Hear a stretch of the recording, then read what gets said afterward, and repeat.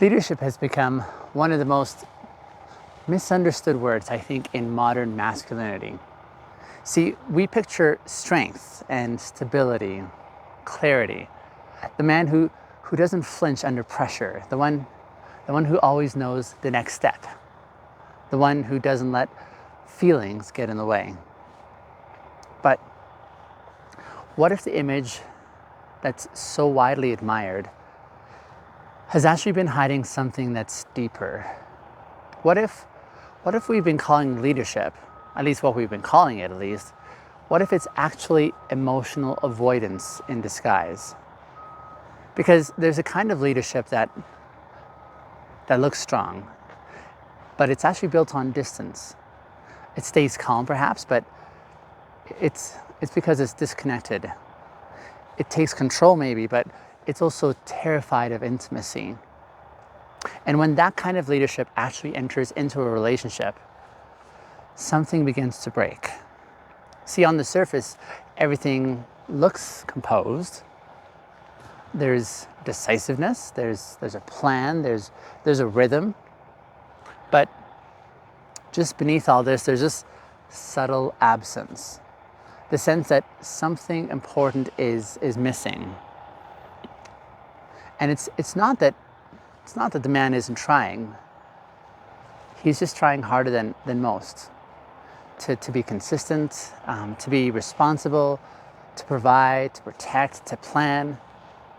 But the one thing that he's not doing is opening up. He's not letting himself be fully seen, not by his partner, and not even by himself.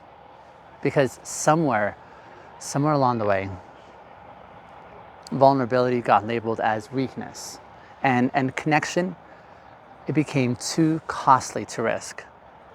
So instead of leaning in, he pulls back quietly, not with anger, not with aggression, but with composure. And he calls it leadership. But it's really just a way to stay safe. And here's the tragedy. He might not even realize it. He might genuinely actually believe that, hello, you're okay. He might actually believe that staying calm and controlled and measured is the best way to lead. That emotional exposure would make him unstable. That being affected makes him unreliable. That showing too much would make him less trustworthy. And so he keeps everything neatly contained, and he becomes the steady one, the rational one, the one who never cries, who never panics, the one who never seems to be shaken. And yet, his partner still feels alone. Not because he's absent, but more so because his presence lacks access. I mean, she's near him, but she can't actually feel him. He listens, but he doesn't really connect. He speaks, but rarely from the heart. He solves, but he doesn't stay. And there's no mess per se, but there's also no closeness. And this is the moment that so many relationships begin to fracture. Because it's not enough to just lead. I mean, not if leadership actually means disappearing behind a mask of control. And not if leadership means becoming untouchable. And not if it actually requires distancing yourself from the very emotions that actually make you human. See, real leadership, like relational leadership, it doesn't demand perfection. It demands presence. It requires the ability to feel discomfort and not to run, to be able to hear pain and not rush to fix it, to be wrong and not collapse, to be vulnerable and not to retreat. These are the qualities I think that make someone trustworthy. Not because they always have the answers, but because they don't actually leave the moment when things get real. And yet, for so many men, this is like one of the hardest things to do. They can lead teams, they can close deals, they can lift heavy weights, they can take on the impossible responsibilities. But ask them to like stay open in the middle of like emotional intensity, and they flinch, they detach, they retreat into roles instead of relationship. They lead, but they don't know how to connect. And over time, that kind of leadership starts to feel more like management, more like emotional crowd control than it does intimacy. That's when love turns into a performance. And when presence becomes posturing, when the space between two people begins to actually feel like it's formal. See, that's what this episode is here to confront, because there's a deeper kind of leadership that is possible. It's one that doesn't fear closeness. It's one that doesn't really avoid the inner world, if you will. It's one that actually knows how to be soft without losing strength, and strong without losing the ability to feel. And that kind of leadership, it can't be faked. That kind of leadership has to be practiced. It has to be lived and felt from the inside out. So that's where I want to go next here, because this kind, it often starts with, well, it usually starts with the best intentions. A man wants to protect, he wants to offer safety, he wants to take responsibility, he sees himself as the emotional anchor, the one who keeps things grounded when life gets heavy. And that actually matters. That's a good thing. That's the instinct to be dependable, and that's not the problem. That's actually pretty admirable, I'd say. But somewhere in the pursuit of being strong, the emotional self gets pushed aside. The tender voice that says, I'm hurting too. The one that actually wonders, will I still be respected if I break here? The one that actually feels like connection is dangerous, because connection does require being seen. That part is kind of shoved to the side. It's seen not just in power, but also in softness. Not just in the certainty, but also in the confusing at moments. Not just in one's successes, but also in moments where everything inside is saying, I don't know how to do this, right? See, leadership without intimacy, it begins where self-protection takes over, where the goal shifts from connection to control, where discomfort is treated like an enemy instead of as an invitation, and where emotions, whether it's his or hers, are seen as threats to the structure that he's built. See, this isn't always loud, though. It's sometimes quiet, right? A slight sort of stiffening when she starts to cry, for example, or a flat, we'll figure it out, when she opens up about something that's painful to her. Maybe it's a subtle change in posture, not out of indifference, but out of fear. Because closeness, like real closeness, it really asks for something that traditional leadership doesn't. And that is, it asks for intimacy. Not sexual intimacy, but emotional, embodied, present intimacy. And for a lot of men, that's the battlefield. It's not the workload, it's not the pressure, it's not even the conflict per se. It's that moment when someone sees them and they don't know how to stay open. So they pivot to problem solving, to strategy, to logic, to making plans. And it's not because they're wrong, but it's because they feel safer than being still with someone who's expressing their sadness. Safer saying, I don't know how to fix this, but I'm not going anywhere. It seems safer even than letting their partner fall apart without trying to gather the pieces immediately. It seems safer even more than letting themselves cry alongside her without apologizing for it. This is what avoidance looks like in high functioning men, I think. See, they don't collapse, they don't lash out per se. They actually just manage. You guys are good. Come on by. You're all good. Okay. So they organize and and they lead. But the leading becomes the substitute for closeness. It becomes like an armor, if you will, against being known. And the intimacy that they deeply crave remains just out of reach. See, this isn't a flaw in their character. It's a blind spot. One that's reinforced by culture that rewards distance and composure in men. One that equates stoicism with maturity. That says you're doing well as long as you're not too much, right? But here's the truth to consider. If emotional presence feels too much, what kind of love are we leading toward? Because love at its deepest, it doesn't need a manager. It needs a mirror. It needs a space to be reflected, a space to be held, a space where masks fall and truth rises up instead. See, the man who confuses avoidance with strength may get respect, yes, but he'll never actually truly be trusted.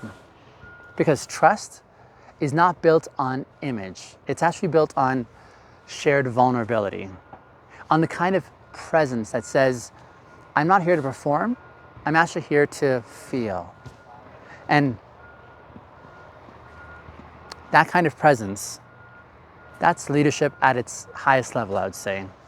It doesn't control.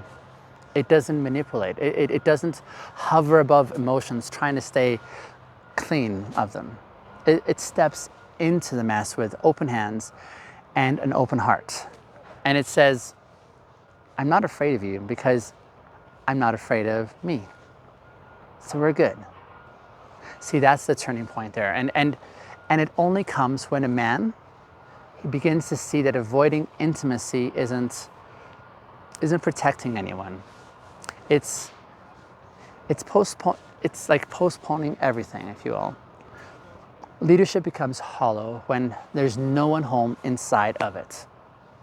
So you can hold a meeting and you can cast a vision, you can make all the plans, and you can still feel unreachable in your own relationship.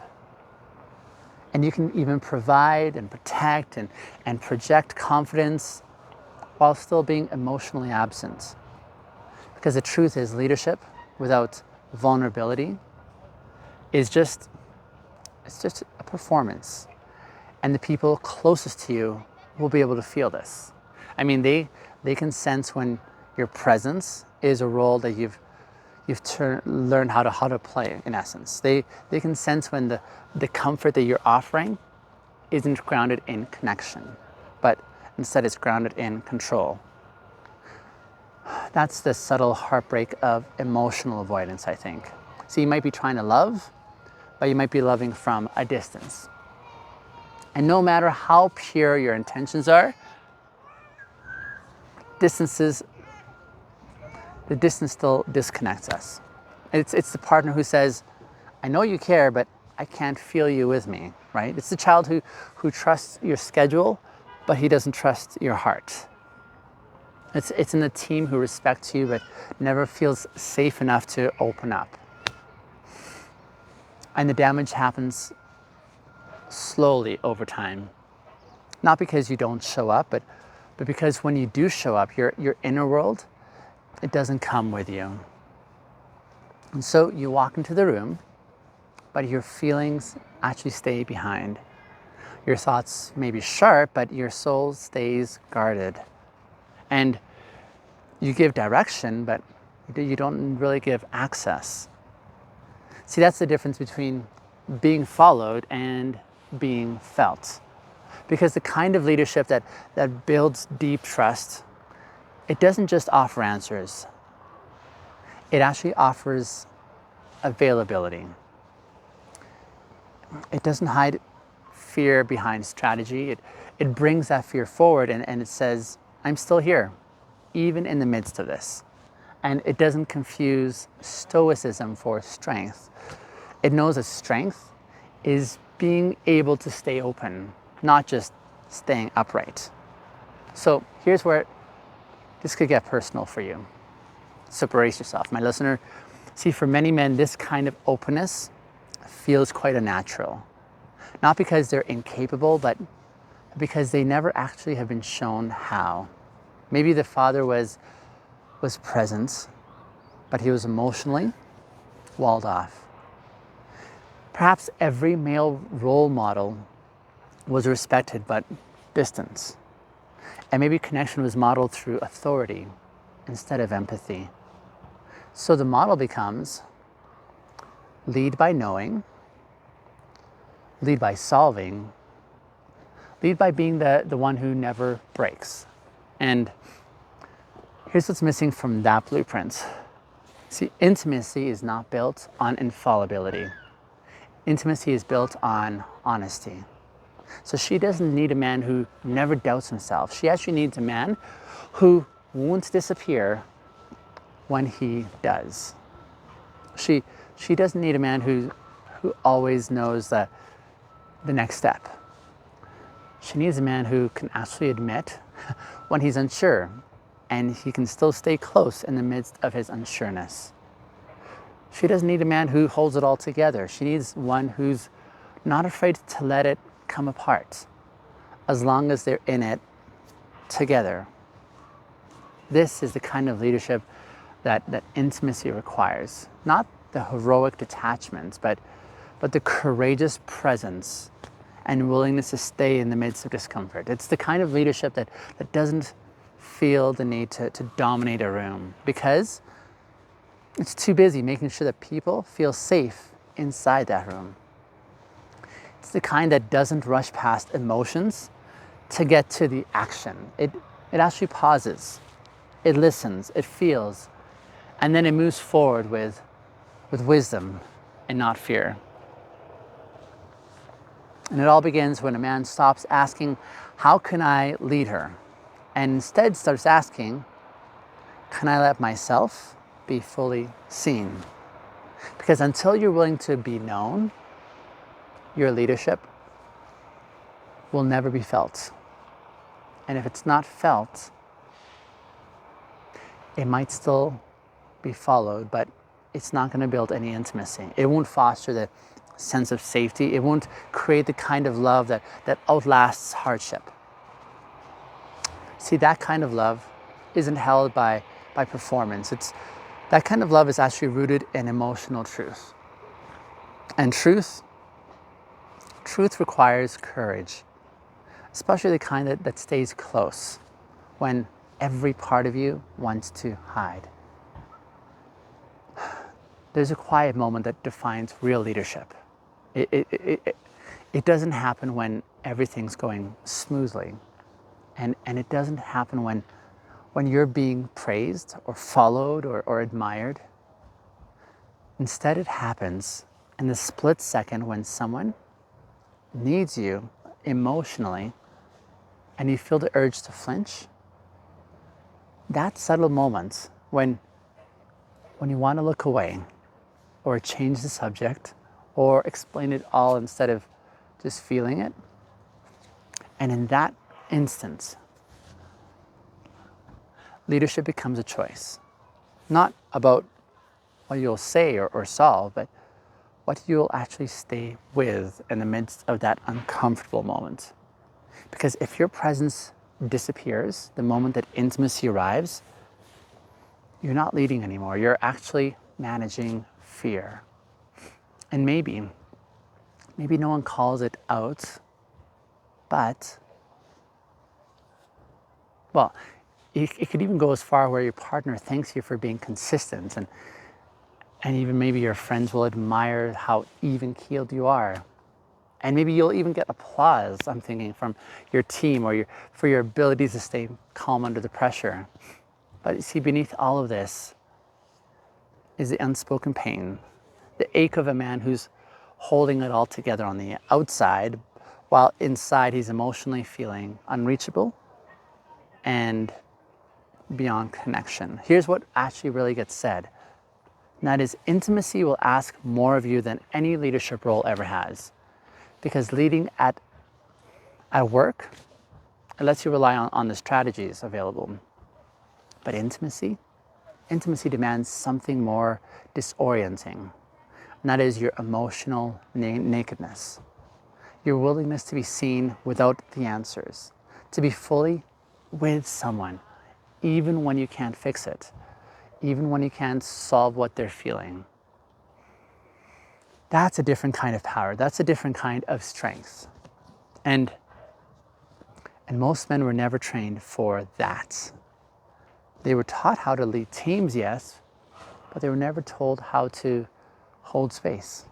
They were never taught how to de-escalate conflict. Actually, they may have been taught how to de-escalate conflict, but not necessarily how to deal with the emotional heat without retreating. So when the tears come, when their partner gets overwhelmed, when the silence gets really thick with something that is unsaid, that's when they reach for the tools that they've always known, right? And they analyze, and they instruct, and they withdraw perhaps. They stay composed, but all the while they are still unavailable. And the woman who's sitting across from them feels it. Not because she's needy, but because she's human. And humans can sense when a person has left that emotional space, even if they're still sitting in the chair presently, physically. She doesn't want to fix her. She wants a feeler. Not someone who solves her sadness, but someone who doesn't disappear in the face of that sadness. Not someone who has all the answers, but someone who's not afraid of the questions. This is the moment that redefines leadership. It's no longer about keeping things in order. It's more so now about being available when things fall apart. Not in a crisis management sort of a way, but in a let me be with you this way in the midst of this kind of a way. That's the hardest part for a lot of us men. Not because we don't care, but it's because our nervous system has been wired to associate emotional closeness with danger, right? And when someone opens up to us, our body just interprets that as a threat. Not physically as a threat, but emotionally. And without even knowing it, we tighten up, and we numb, and we pivot away. We do anything but stay. But staying is the work. Staying with ourselves first, and then staying with those that we get to share space with. This isn't about being unshakable. This is about being reachable. Because if the people that we love can't feel us, then they won't actually fully trust us, will they? And if they don't trust us, well, no amount of leadership will bring them closer. There's a version of us that knows how to lead without hiding. See, that version of us, it doesn't need to dominate the room to feel powerful. That version doesn't need to silence for strength, right? That version of us doesn't need to perform steadiness to avoid our own storms. That version is not allergic to closeness, not afraid to be seen, not scared to say, I don't have the answer, but I'm still here with you in this moment. See, that man isn't the loudest in the room. He's the one who actually listens with his whole body. He's the one that doesn't rush to fix because he knows that some things just need to be felt. He's the one that knows that being a safe place means being emotionally present, not just physically consistent. That's the kind of man that people can trust. Not because he shows up, but because he shows up as himself. And you've probably met glimpses of him in the rare moments where your guard drops, or in the quiet space after an apology, or in the moments that you stayed even though it would have been easier to walk away. But most of our life, we've been trained to bury that version of ourselves. We've been told to trade him for someone who is stronger, someone who's sharper, someone who's more composed, someone who's told that emotions were distractions and that vulnerability was a weakness. The real men lead by staying above it all, is what we were told, right? And maybe it worked for a while. And we got the role, and we got the respect, we got the responsibility, we got the he's such a rock kind of compliments. But late at night, when there's nothing left to control, it's then that we usually feel it. That pain for something deeper. Not more leadership, but more intimacy, more presence, more truth.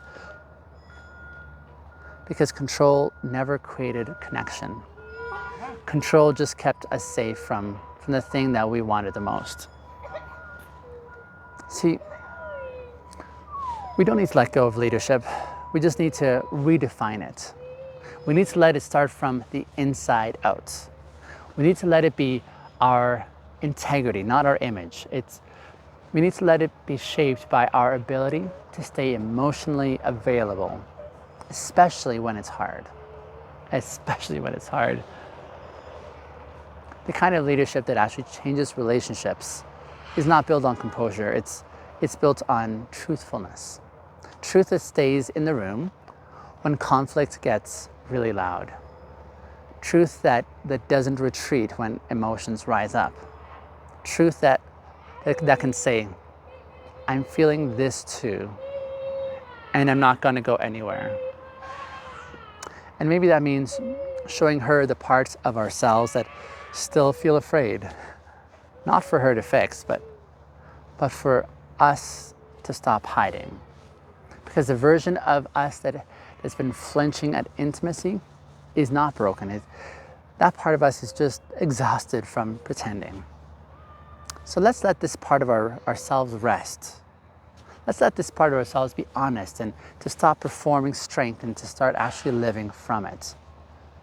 See, that's the man that she can actually trust. That's the kind of leadership that she can relax into.